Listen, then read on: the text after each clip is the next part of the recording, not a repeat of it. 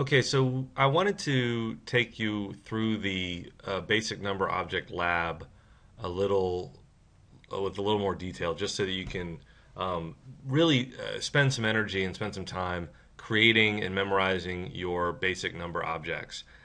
So what you have here is the basic number object lab, and what you can do is start off with show numbers. So you could start off with, as you can see, you have 110, I guess, numbers, 0 through 99, and then 00 through 09. And between those numbers, you can combine those to make any number that exists, okay? So, for instance, if you wanted to say 1492, you take 14 and 92. If you wanted to come up with take the number pi out to 40 digits, then what you would do is you'd have 10 four-digit numbers. So you'd create and I'm going to show you how you create four-digit numbers easily. But what you really want to do, and this is the key, and this is where it takes a little bit of time, but it can be fun, is you want to go and make sure that you have a person for each of your numbers, right? And so we've already gone through the video about how to do that and how to create the numbers and whatever. But the way I would recommend doing it is first go through and identify the numbers that you just have in your head, right? The ones that you have a number for 12 because that's a football player that you like or something like that. Then you want to go through using the major technique or the dominant technique to go through and create your people or your subjects for these basic number objects. And then once you have all of them, and so I'm just going to pull up this, show person action. So this is the person, Simba, and the action, which we're going to use here in a little bit, singing Hakuna Matata. Now, while you are creating the person for each of your basic number objects, think about what is an object that you could easily associate with that person. So as you're creating it, you might as well deal with the verb or the action as well. So I have here Simba singing Hakuna Matata, Tigger bouncing on his tail, Kristoff from Frozen carrying a big block of ice, Tiny Tim walking on crutches, Teddy Roosevelt on top of a horse, okay?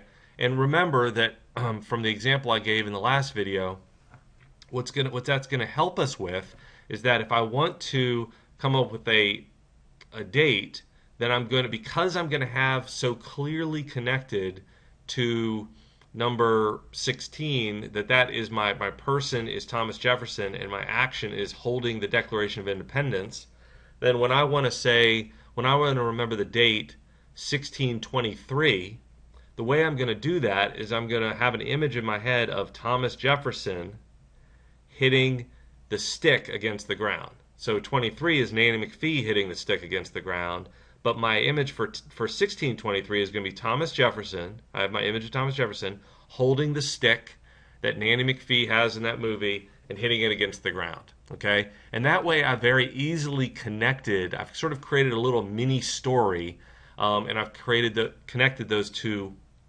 numbers. All right, but let's get our order of operations here ready. The number one most important thing for you to do is to go through and make sure that you have a person and ideally an action for each of these 110 digits. Okay? Now you can start off with the ones that I have here, but you've got to get them connected in such a way where when you think 17, you think Donkey Kong. When you think 23, you think Nanny McPhee. When you think 30, you think Marge Simpson. So that's the real key, is that you've got to decide to remember those basic number objects for each of these digits. Okay, and there's really no substitute for creating them. And then remember, you have a trigger. When you think, well, what's 24? Well, you can think N and R. Well, that's a nurse or whatever it is. And again, I'm going to go through these and make up my own ones that I'm going to use forever, because I've mostly kind of done this on the fly with just using the system to come up with letters, but it absolutely is key to come up with the ones that you use ever. I use Maleficent. I was practicing the guitar yesterday, and I was trying to remember the third, using the third finger. And so I was using Maleficent, and Tigger was doing Nancy Drew. Do I have that Nancy Drew? Yep. So it was Tigger, which is the first finger, and then Nancy Drew, this was the second fret on a guitar and the first string or something like that. All right, so you really need to make sure that you go through and create your own list. Now, how can you do that? Get started. You can start with this list and click Create New, and then what you can do is you can put your own name. So this is a new BNO list, and what that will do is it will copy this whole list and all the things, and then if I want to go in and change it, and let's say I don't like Nemo for number 2, I want something else. Well, I can click on this, click on Edit, and then come in here and change it. Let's say I want to do Nala from what's a good one? I'll do Neo, the one I talked about, Neo from the Matrix, blocking bullets. Okay, so that's an image from the movie The Matrix. Neo blocking bullets, and that's Neo. That's a major principle. All right, so that's just identifying which technique you're going to use, just so that basically the reason I'm doing that is so that later on we can share these and we can say here are all the different ones that we can use for 2. So 2, because 2 is an N sound, that's Neo, blocking bullets. Click Submit. Shows that it's been updated. And so now this actually needs to be refreshed in order to see it. Well, actually, if I click Edit here, it'll be there. So there. But you'll notice that this hasn't changed, and the reason for that is because it's still on the all the stuff has been loaded. So if you just refresh this now, then I click and I have Neo here. All right, now I'm going to have to, if I say show images, I still have Nemo because I haven't changed the image link. You have to do that yourself. But what I've done is I've made it so that you can take the startup list that I created and have a head start. All right, but what you really want to do is then go through and change them all to what you want them to be, okay, so that they work for you. And this takes some work, but you've done, what you've been doing over the past couple of weeks has been thinking about these types of things. But what you really want to do now is get it in a position where you can, where you have it. This is Michael Phelps, the swimmer from the Olympics, is going to be your guy for 38. And if it's not him, it's somebody else. But this is where it comes time to choose, all right?